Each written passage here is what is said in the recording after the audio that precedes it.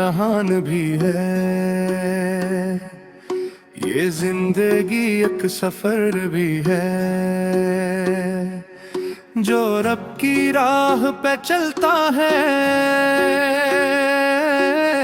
इसके लिए ये समर भी है।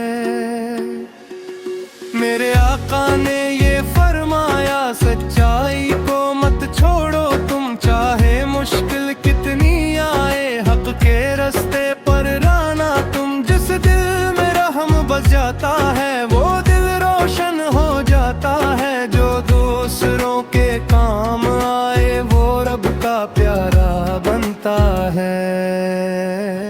सच खदमत सब्र तकवा, सच खदमत सब्र तकवा, सच खदमत सब्र तकवा, दिल को नूर बना।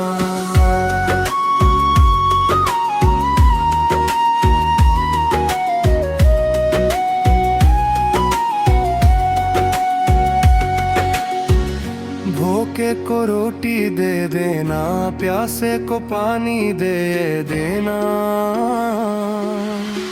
टूटे दिल को जोड़ने वाला, रब की खुशनुदी ले लेता। माँ बाप की खदमत करना भी जन्नत की एक राह होती है। इनके चेहरे की मुस्कानी रब की बड़ी अता होती है। नमाज दिलों को जोड़ती है, इंसान को सब्र सिखाती है। हर मुश्किल और हर आफत में उम्मीद नई दिलाती है। सच खदमत सब्र तकवा, सच खदमत सब्र तकवा, सच खदमत सब्र तकवा, दिल को नूर बना।